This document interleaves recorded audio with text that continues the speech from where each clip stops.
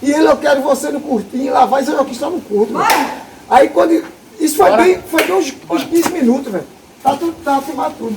Aí quando Zé Joaquim foi pro seu curtinho, assim, agora você vai sofrer. Você sofre quando eu quero.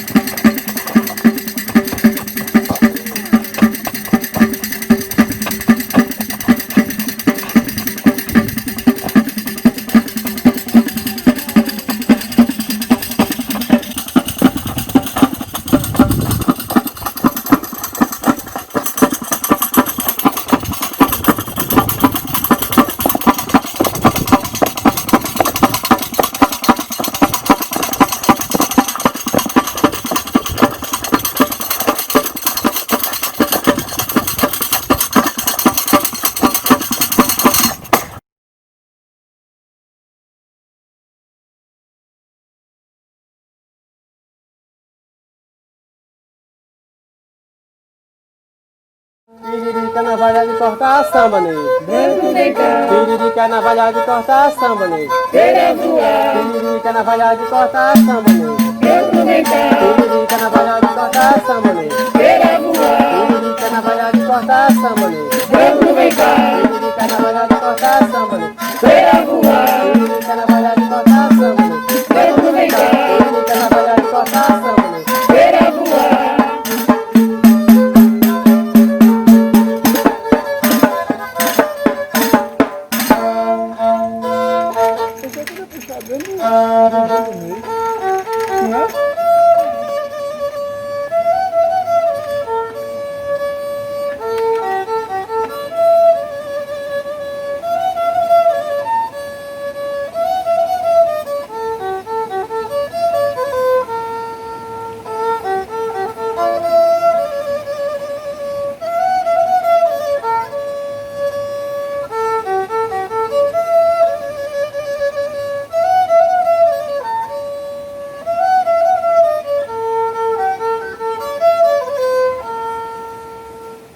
Engenho do meio,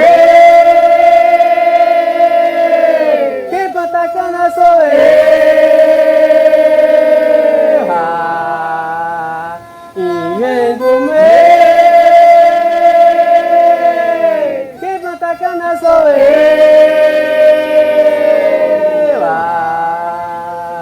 Mineiro tá me chamando, Mineiro tá me chamando,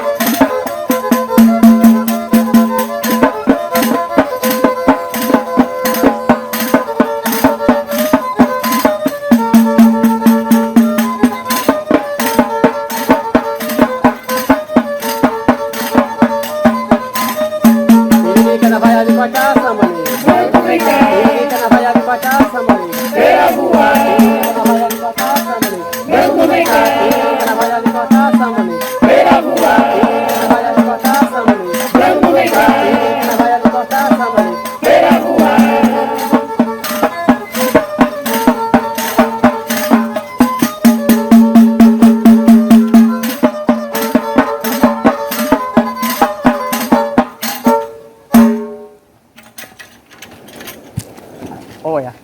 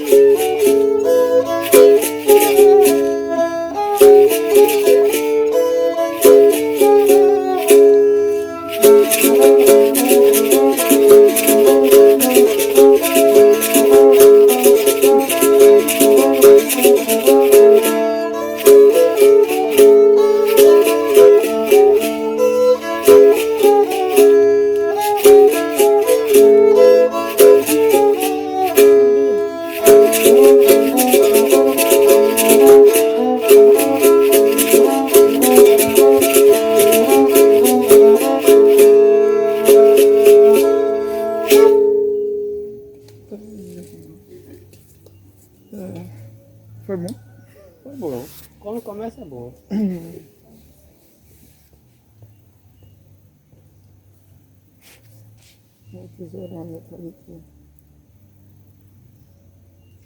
Não, a conversa é o seguinte, como é? Qual é a primeira pergunta que a turma faz a gente?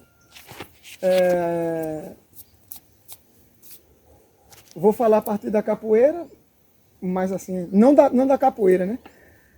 Primeira coisa qual é a origem, né? Surgiu como? Como é a história? É como se a história fosse a origem. Como é a história? Diga aí a história da capoeira. Aí o cara vai dizer, foi quem nasceu em tal lugar, outro nasceu em tal lugar, foi criado assim, foi criado assada, né? Maracatu é a mesma coisa. O que é maracatu? O que é cavalo marinho? Como é? Qual é a origem? Eu não sei se pergunta isso também de cavalo marinho. Mas hoje eu estou numa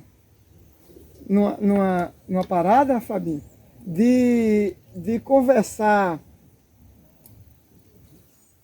sobre o que acontece, sobre o que está acontecendo, né? E tendo como base, né? Tendo como trincheira, né? A capoeira, né? O maracatu também, né? E aí eu tenho evitado, né, muitas vezes, ficar preso na ideia dessas coisas sempre fazer-se, né? Fazem dessas coisas ser para a gente só uma questão de origem. E hoje, como é? A origem é hoje também? Como é que a gente vê o mundo? Como é que a gente tem sentido o mundo, né, a partir dessas brincadeiras, né? Aí eu pessoalmente fico meio cabreiro quando a turma pergunta qual é a origem. E todo mundo adora falar, não, a origem, né, o surgimento, né, que eu não gosto dessa palavra, mas muitas vezes se usa, né, o mito de origem. Qual é o mito? Como foi que o mito fundante? Não, gente, como assim mito fundante?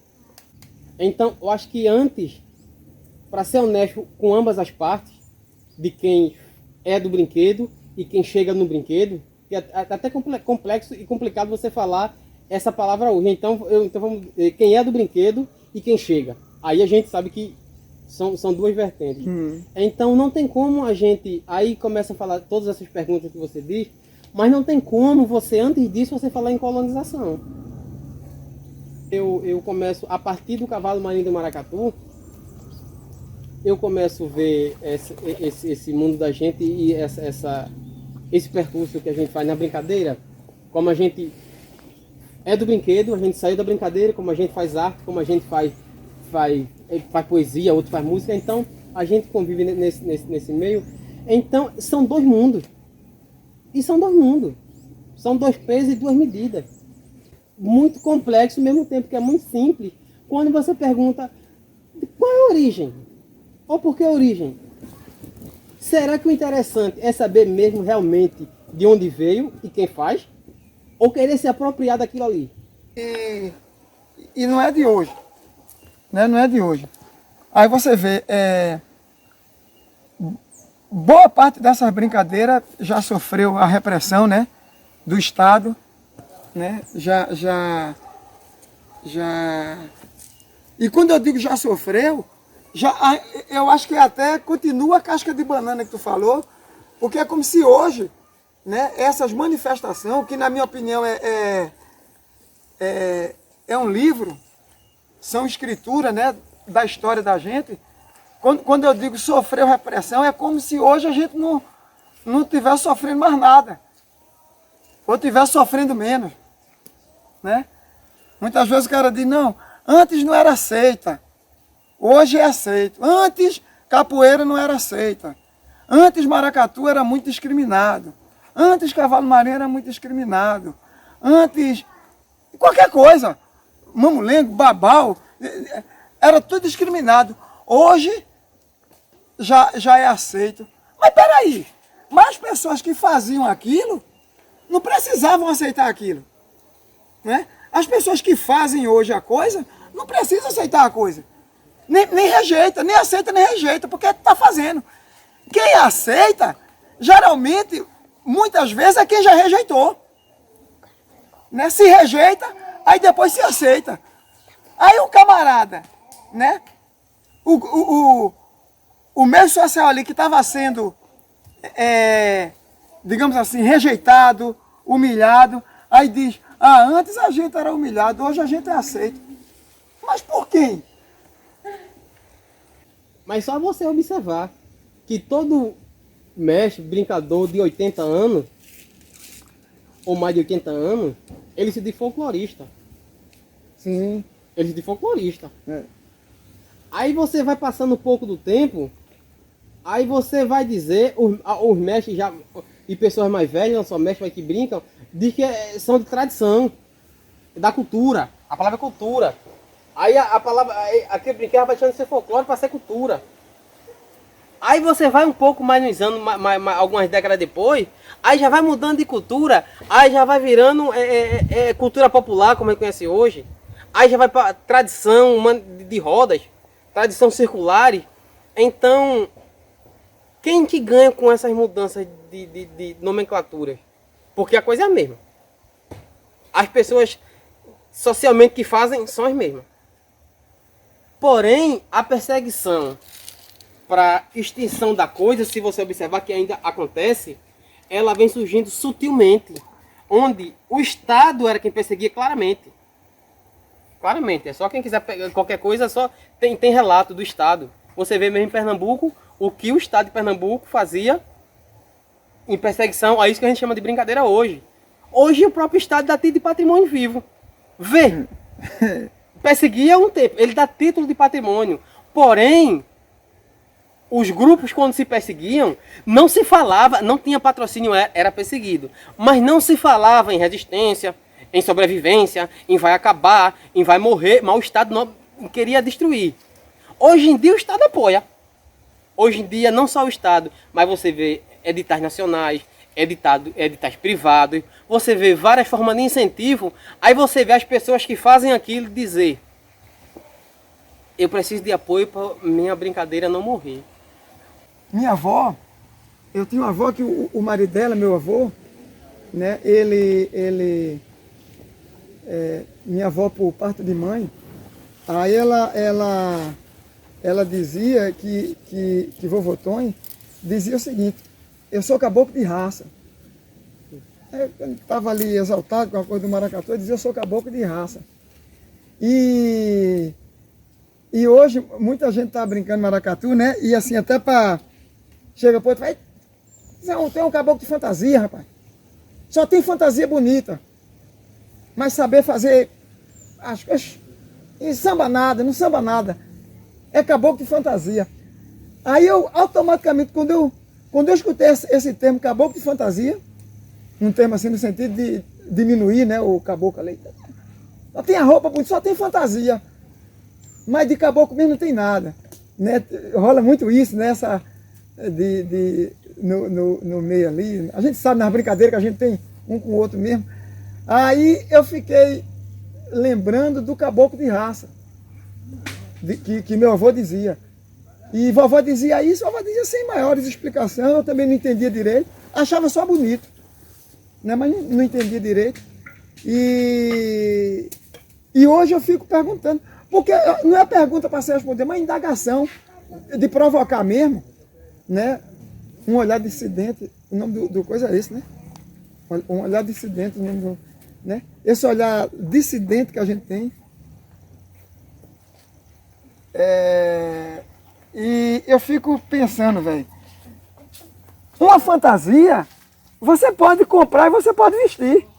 Você pode mandar o cabo fazer ali e vestir. Você pode se fantasiar de caboclo. Você pode se fantasiar. Agora, será que você pode se fantasiar de raça? E eu estou usando o termo raça aqui, sem querer entrar em maiores, assim, dilema, né, sobre o termo.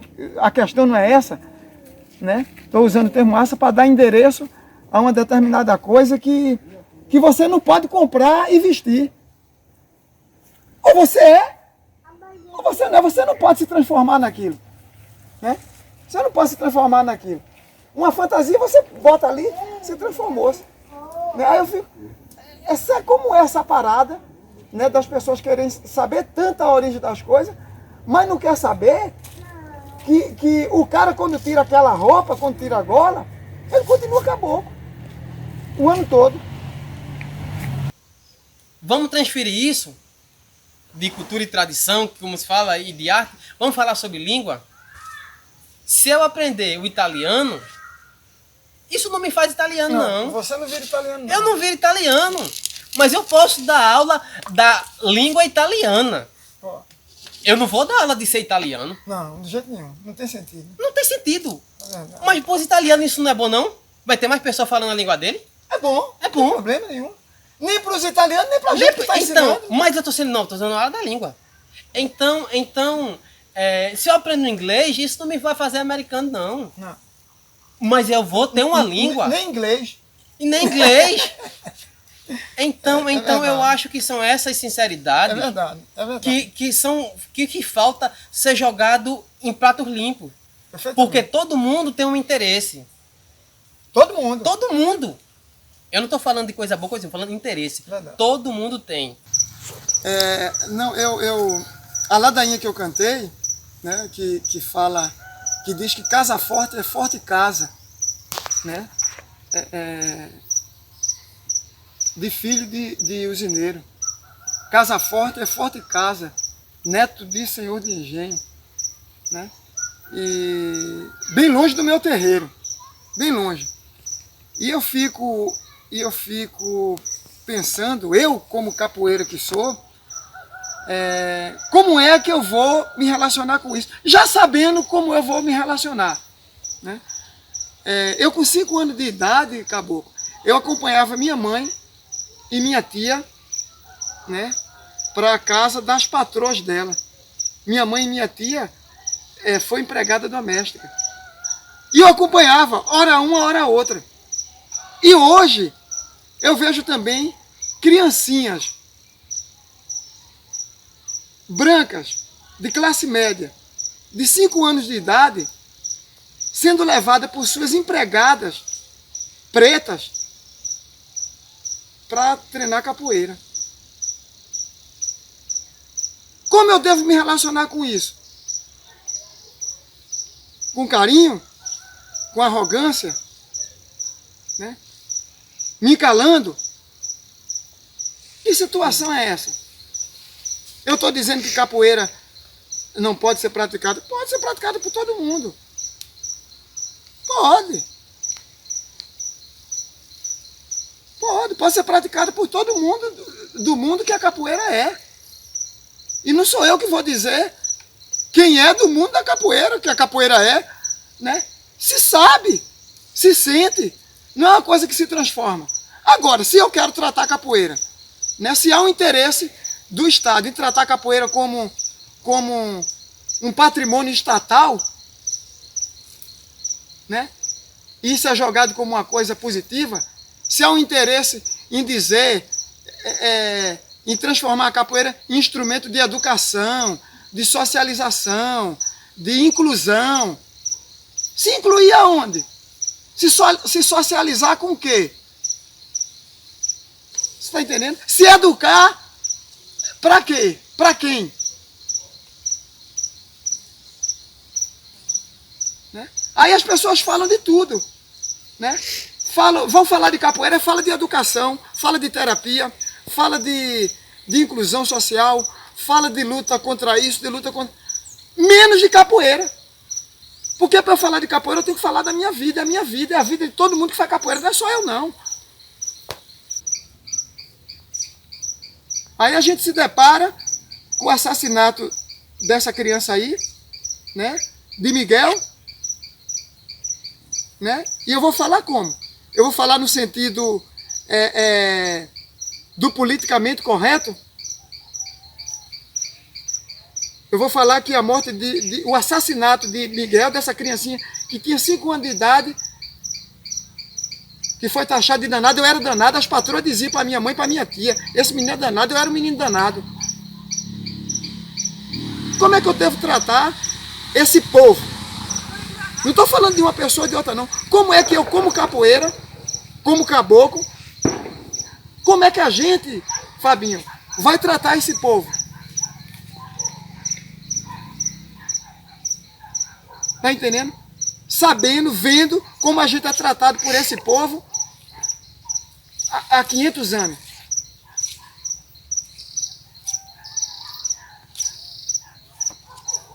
Como é que a gente fica?